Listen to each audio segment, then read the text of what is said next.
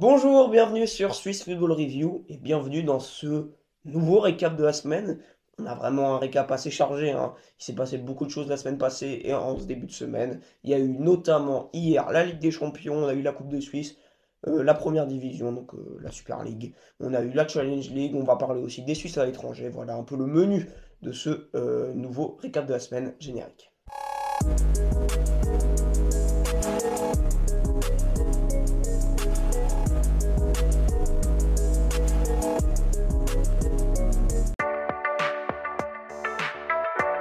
On va commencer par parler de la Super League. Comme d'habitude, on va évoquer le match qui a opposé Winterthur à Yverdon, victoire 2-1 de Vinti contre le club vaudois. Victoire qui va faire du bien à Winterthur, qui va continuer de les amener vers la première phase du classement, pourquoi pas. Ça peut Mhm. être très intéressant pour eux, malgré les pronostics qui les plaçaient plutôt en bas de classement. Et Yverdon, au contraire, c'est plus compliqué. Si on fait un bref résumé du match, Fofana a ouvert le score à la 20e minute de jeu avant que Mayus n'égalise à la 50e. Zoufi a marqué le 2-1 à la suite d'un carton rouge pour Kamenovic à Yverdon. Voilà, donc Yverdon qui finit à 10, Yverdon qui perd une nouvelle fois à l'extérieur.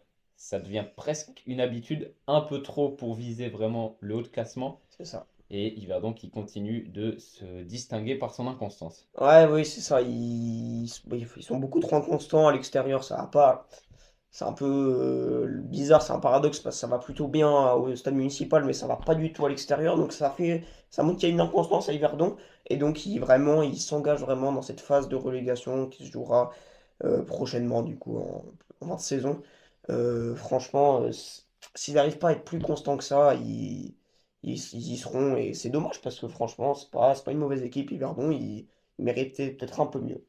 Ouais, il pouvait prétendre à mieux en tout cas, mais c'est pas terminé. Non, Évidemment, évidemment, c'est pas on va terminé. pas les enterrer et dire qu'ils vont forcément jouer dans les 6 du bas à la fin des 33 premiers matchs. Évidemment. Mais à l'heure actuelle et au vu des derniers résultats, c'est plutôt la direction qu'ils prennent, hein, avec notamment, bah, on peut penser à cette défaite contre Lausanne, cette défaite contre Bâle récemment, cette défaite contre Winterthur, tous des adversaires directs et ils perdent du terrain contre chacun d'entre eux. On va le voir au classement, notamment après. Et puis au contraire, Winterthur, comme je l'ai dit, qui peut continuer de s'accrocher vraiment à cette idée d'aller chercher un top 6 complètement inespéré. C'est ça. De son côté, Young Boys continue de s'enfoncer dans la crise, défaite 1-0 contre le FC Zurich, but de Mathieu après seulement quelques secondes de jeu, début de match complètement fou, ce qui aboutit au limogeage de Raphaël Vicky, rien que ça. Young Boys qui reste sur une phase très compliquée, pardon, notamment avec l'élimination en coupe, on va y revenir brièvement après. Et puis voilà, Zurich qui va se faire, ça va leur faire beaucoup de bien aussi cette victoire. Et puis, bah, on l'a pas dit, mais Servette qui revient à un seul petit point des Et Bernois. qui ont l'air vraiment depuis ces derniers matchs, cette qualif face à Ludogorets, cette qualif face à Delémont en coupe, ces enchaînements de victoires en championnat, beaucoup plus serein qu'IB. Et moi, franchement, avec les deux têtes de, on va dire, euh, les deux santé, on va dire, des deux équipes, leur état de forme, je vois beaucoup plus Servette finir champion. En plus, là, c'est extrêmement serré. C'est pas comme s'il y avait 10 points et que IB commençait un tout petit peu à faire des moins bons résultats. Là, il n'y a qu'un point de différence. Non, franchement, pour moi, Servette, ils peuvent aller viser le titre. C'est ça qu'ils doivent aller chercher, franchement. Ce sera peut-être dur parce qu'ils jouent sur trois tableaux et tout ça, mais s'ils arrivent à être constants comme ça sur les trois tableaux, ce serait magnifique. Et ils peuvent aller chercher vraiment des très très bons résultats. Exactement. Et puis Young Boys qui est peut-être un peu en train de perdre ce statut de favori à la course à la Super League, hein, gentiment. On va pas dire que Servette va avoir de plus en plus de pression. Mais quand même, je pense que la pression, elle va se faire insistante si Servette arrive à enchaîner et que d'un autre côté, on a un Young Boys qui a toujours autant de peine. Alors, on l'a pas dit, mais c'est désormais Joël Magnin qui va assurer Intérim. l'intérim pour Young Boys. Et puis, eh bien, il faudra se remobiliser très très vite pour IB et pas commencer à perdre trop de terrain et voir Servette continuer d'enchaîner les victoires parce que ce serait une fin de saison complètement, on va pas dire dramatique, mais quand Bah, tu t'auras tout perdu, quoi. exactement, quand tu vois qu'il y a un moment où de la saison, ils sont assez confortables premiers, ils sont en quart de finale de coupe, on pouvait s'y attendre. Ils sont encore en Europa League, bon, ils jouaient le Sporting. Et puis en 2 semaines, il y a tout qui bascule et il C'est n'y a ça. plus rien qui va. Raphaël Vicky est viré, mais en même temps, ça traduit peut-être un peu la certaine justement de la non-sérénité qui se traduisait à Young Boys avec les différents cas qu'on a déjà évoqués. C'est rare qu'on parle de Young Boys comme ça, donc on espère pour eux qu'ils pourront retrouver toute Ouais. Puis c'est leur... encore plus inquiétant comme on voit Servette bien revenir pour IB, hein, évidemment. C'est inquiétant et ça leur met encore plus la pression sur cette fin de saison, car je pense que ça passera vraiment très mal de terminer, alors que vraiment à un moment de la saison ils étaient vraiment bien, de terminer autant mal et de terminer deuxième avec plus rien, une saison blanche, ça passerait vraiment pas pour les supporters, je pense. Non, ça passerait pas, puis on leur souhaite de retrouver toute cette sérénité qui était la leur ces dernières saisons et qui était leur principale force aussi. Mhm. Et cette année, ça semble un peu Ouais. Puis cette constance en fait, s'effriter là, ouais. ouais. Donc Mhm. on va suivre tout ça de très près, mais attention pour Young Boys, ça va pas tout perdre sur cette fin de saison. Victoire de Lugano à la Swiss Sport Arena face à Lucerne grâce à un but de Vladi à la 40e minute.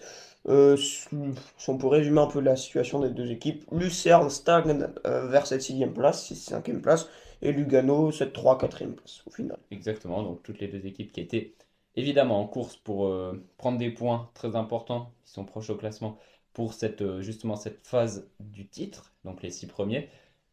Lugano fait une bonne opération et donc un bon match de Vladi qui marque ce but tout à Effectivement. fait important. On va s'attarder certainement un peu plus sur la très belle performance du Lausanne Sport au Parc Saint-Jacques, victoire 2-1 contre le FC Bâle, un concurrent direct en plus. Victoire qui a été en partie l'œuvre de Berned et de Letitsa, tous les deux vraiment très bons du côté du LS. Berned a d'ailleurs ouvert le score à la 9e minute, suivi d'un but de Lucif, l'ex-joueur de Yverdon. Dominique Schmid a réduit le score en fin de match à la 92e, mais c'était trop peu pour que Bâle espère rafler quelque chose dans ce match. Et c'est une dynamique qui, dommage pour Bâle qui revenait bien et là qui retombe un peu dans ses travers. On va suivre tout ça de très près. Et dans le même temps, ça fait beaucoup, beaucoup de points au LS qui peut, pourquoi pas, c'était peut-être la chance pour eux d'aller viser cette 6e place encore. Il reste quand même sur 8 points en 4 matchs, on va le rappeler. Bah, ils ont un peu, entre guillemets, ils ont un bon timing dans leur bonne prestation. C'est que grâce au peur, Bâle commence un peu à fatiguer. euh, et Lausanne qui revient bien, en fait, Yverdon totalement. aussi qui Et commence à... Yverdon, j'allais le dire, pardon. Donc, c'est vraiment une aubaine pour Lausanne. Et je trouve qu'ils méritent, franchement, ces bons résultats par rapport aux résultats vraiment mauvais, malheureusement. Mais des fois, pas tellement mérités parce qu'ils méritaient beaucoup mieux, Lausanne. Il leur manquait un peu cette régularité, cette réussite aussi devant le but, en fait, être réaliste. Et je sens qu'ils peuvent l'avoir et ils commencent vraiment ça commence à se montrer du côté de l'équipe de Ludovic Magnin, pardon. Et franchement, ouais, c'est mérité. Moi, je suis très content pour eux. Ouais, je pense que cette équipe, elle a des qualités, elle a clairement les moyens de remporter des gros matchs. On l'a vu, hein, des joueurs comme Bernat, par exemple, qui sont fantastiques. Dalvin Sanchez qui avait fait un premier tour de feu. Pafundi qui arrive, qui est également très bon. Alors, Pafundi et Sanchez, ça va peut-être pas pouvoir être alignés en même temps parce que c'est à peu près le même poste. Mais enfin, bref, il y a beaucoup de qualités dans cette équipe du LS. Et on en parlait aussi avec Stéphane Reyna. Moi, je pense pas qu'ils vont aller chercher, qu'ils vont se retrouver à la 11e place. Bah, commence à être juste ce que tu dis. Moi, j'avais prédit que Il grâce reste au encore peur. des matchs, bien sûr, hein, Mais il en c'est en reste bonne voie, en tout passablement cas. avant Évidemment, évidemment. la fin, mais je pense que ça va être pas facile d'aller chercher le top 6, mais à mon avis, pour le maintien, ça peut le faire. Ça peut le faire pour le LS et ils doivent vraiment aller dans ce sens, dans cet objectif. Et je pense qu'ils ont les qualités pour. On va maintenant parler de Servette, hein, qui a affronté Saint-Gall au stade de Genève. On a déjà un tout petit peu parlé, hein, de la situation de Servette quand on parlait de Young Boys. Tout roule à Servette, ils sont en confiance. Et là, ils nous ont sorti une performance de champion, hein.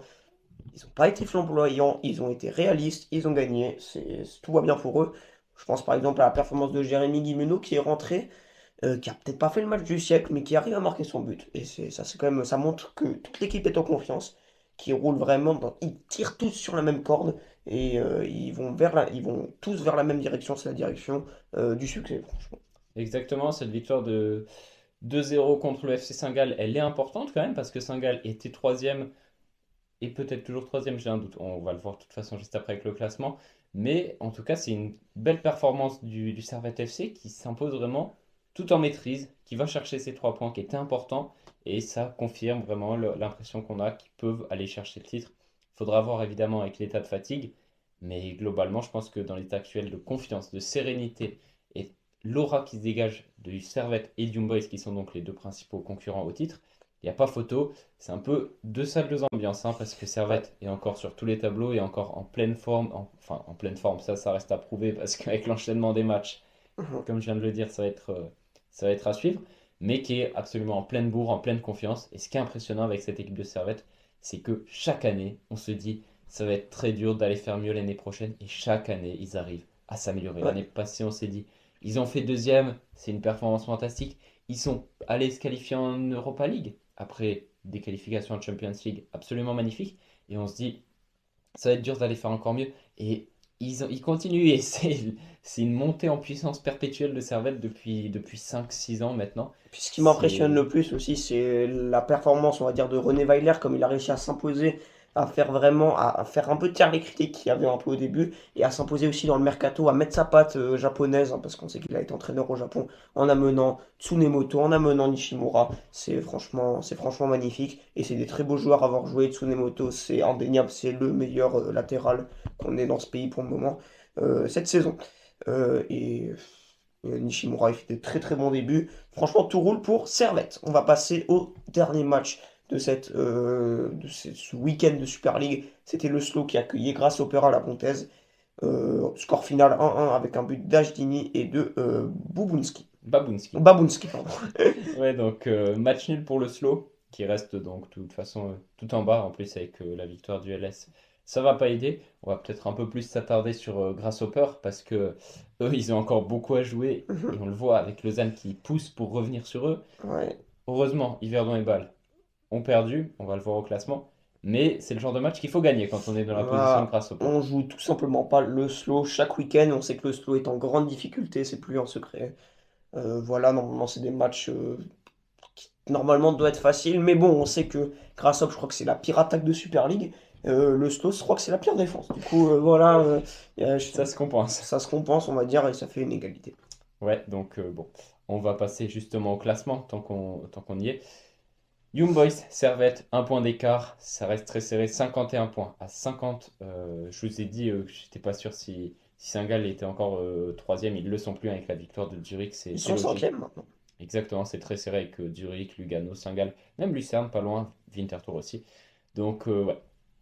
Young Boys Servette, tout en haut. Vous le voyez, le classement de toute façon sur votre écran. Ça se court après pour le titre. Derrière, on a, on va dire, un gros 3 à 7e place, je dirais. Ouais, J'engloberai un peu tout ça. Zurich jusqu'à Winterthur, 5 petits points quand même entre la troisième et la 7e place. C'est pas énorme. j'annonce Lucerne, deuxième partie de tableau, Winterthur, première partie de tableau en fin de saison. Je le C'est dis. ton petit C'est prono. mon prono, je sais que je suis bon là-dedans. Voilà. Non, mais vu les formes actuelles, on peut peut-être dire que Winterthur va Ouais, passer ouais, devant ouais, ça Lucerne. se défend totalement. Et puis derrière, ben, on l'a évoqué déjà, mais Bâle, Yverdon et Grasshopper qui sont tous très très proches Bah, du il commence à être LS. distancé de Winterthur, bah, là, hein, Aussi, qui ouais. se disait un moment avec ces bons débuts de Celestini, peut-être qu'on va peut-être aller chercher comme une première partie de tableau. Ils sont maintenant à 6 points de Lucerne et Vinti. Exactement. Et Lausanne, qui dans le même temps n'est plus qu'à 2 points de balle. Donc C'est entre la intéressant. 11e et la 8e place, ça va être très serré. Est-ce que un des quatre clubs va réussir à sortir de là pour aller peut-être challenger les 6 premiers? On verra. Et puis, on l'a pas évoqué, mais le Stade Lausanne-Luchy reste dernier avec 13 points. Voilà, je pense qu'on peut conclure cette petite qui doit quand même durer un petit bout 13 de points temps. d'écart, ils ont 16 points. Mais... J'ai dit T'as dit 13 points, mais c'est pas grave. 13 points d'écart. Ouais, 13 points d'écart, oui, c'est ça, j'ai précisé. T'as dit avec 13 points, donc ça peut Ah être. ouais, alors j'ai pas C'est précisé. pas grave. C'est ma faute, donc enfin bref, sur cette petite confusion, on va pouvoir conclure la page sur la Super League. On va passer maintenant à la Challenge League. Le Stade Lyonnais qui accueillait le FC Ville. Score final 1-1. Exactement. Haro qui a battu Xamax, qui restait quand même sur une victoire 4-0 contre Thun, c'est à noter. Doublé de Fazliou. Belle performance d'Haro, c'est, on va pas dire anecdotique quand même au vu du classement. Ouais. Ils vont pas jouer le maintien, Haro, vraisemblablement. Mais bon, pour aller chercher la deuxième place, faudra un sacré exploit aussi. Ouais. Toon qui réussit après, on va dire, à se relever après cette débandade face à Xamax. 4-0, on s'en souvient. Victoire 3-1 face au petit poussé Baden. Victoire encore une fois du FC Sion 3-0 face à Bellinzone. Aidé aussi grâce, parce qu'ils ont joué à 10 contre 11, un petit bout de match quand même, 30 minutes je pense à Ouais. peu près. Et pour finir, Vadotski bat 3-2 Schaffhouse. Exactement, les répercussions au classement. Sion et Thun restent avec 7 petits points d'écart. Et derrière, eh bien, 15 points séparent Thun d'Aro, actuel troisième. Et puis, bah, ça reste très très serré. On voit quand même des équipes comme Aro, Ville, Xamax qui se détachent quand même du bas de classement. Oui. Où ça va se battre entre Vaduz, Schaffhouse, peut-être Baden. Surtout Schaffhouse et Baden, Mm. vraisemblablement. Ouais, On verra. Mais une différence avec la semaine ça passée, reste très c'est. serré de toute façon Oui. entre la sixième et la 10e place. Donc on va suivre tout ça de très près. Cette semaine rimait également avec Coupe de Suisse. On l'a déjà assez largement évoqué le match entre Sion et Young Boys. On va commencer par très brièvement en parler. Victoire 2-1 du FC Sion, vous ne l'avez sûrement pas raté, vous n'avez pas pu le rater si vous suivez le football suisse. But de Chouaref à la 19e, Dejan Sorgic 64e et but de Gandvoula en fin de match qui n'arrive pas à sauver Young Boys. Donc victoire 2-1 dans une ambiance de feu pour le FC Sion. On a fait une vidéo complète dédiée à cette partie. Donc on vous laisse aller la regarder si vous voulez en savoir plus. Winterthur qui a battu Zurich au Letzigrund du coup. Victoire 2-0 de Winterthur grâce à un doublé de Burkhardt. Exactement, Winterthur qui va aller en demi-finale de coupe, c'est intéressant. Face à Servette. Exactement, ça va être un très beau challenge pour eux, mais c'est franchement une très belle saison pour Winterthur Ouais, aussi, c'est très sympa. où tout se passe pour le mieux après la Super League, on l'a vu, où ça marche bien. Bâle a lui vécu une semaine toujours compliquée.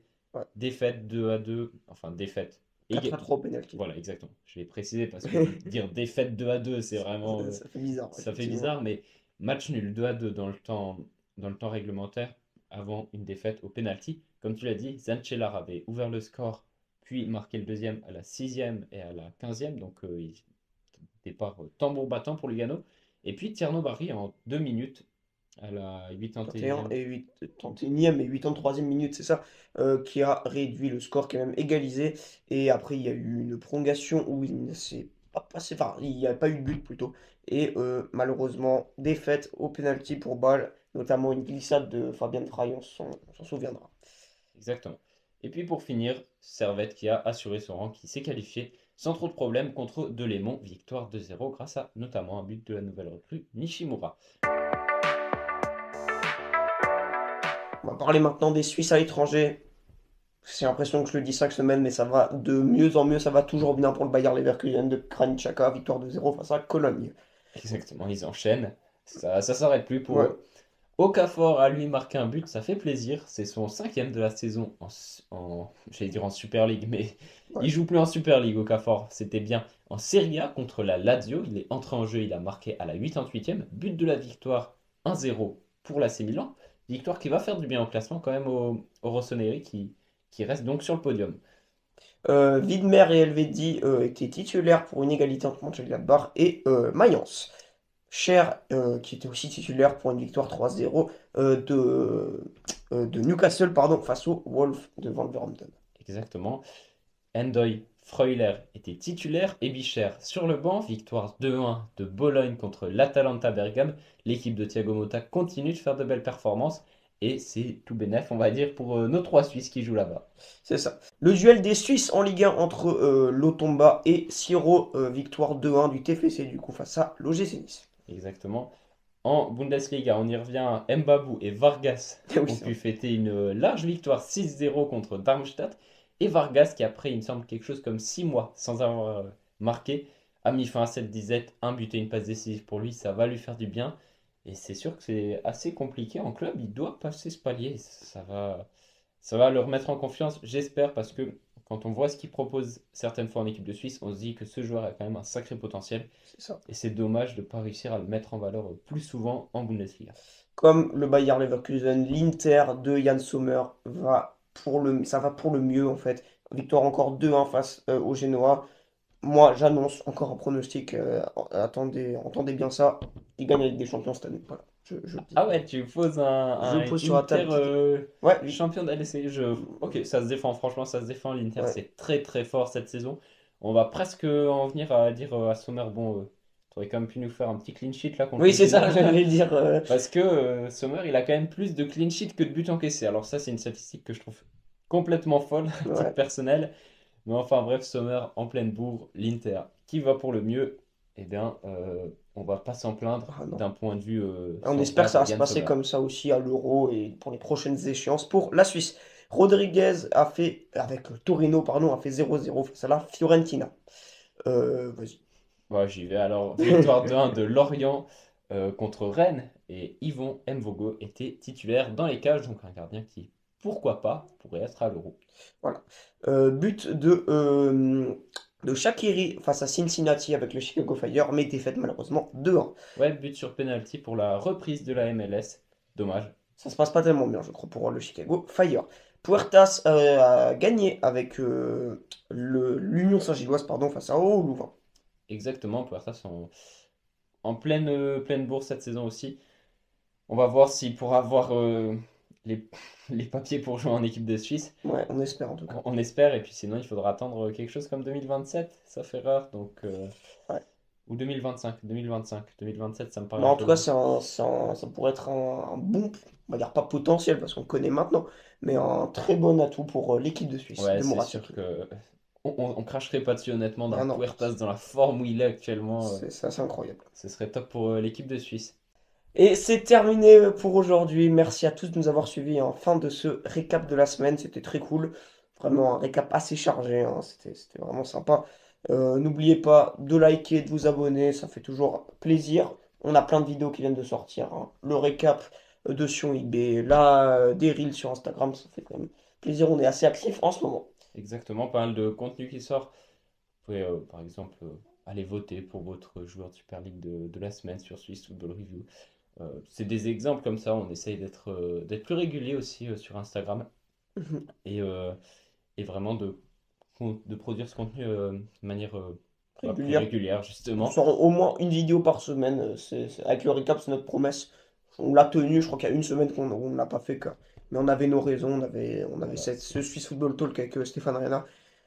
Et une Mhm. semaine où tu n'étais pas là. Donc, Exactement. voilà. Donc ouais, franchement c'est cool, on essaye de garder ce rythme. Comme tu as dit, n'hésitez pas à commenter, à liker si vous avez des recommandations de vidéos, toujours. On est preneur évidemment. Ça nous fait extrêmement plaisir de lire vos retours. Et puis si vous êtes là, bah Si vous merci avez. d'avoir écouté toute la vidéo. Et puis voilà, je pense qu'on a fait le tour. Allez, merci encore et à très bientôt sur Swiss Football Review.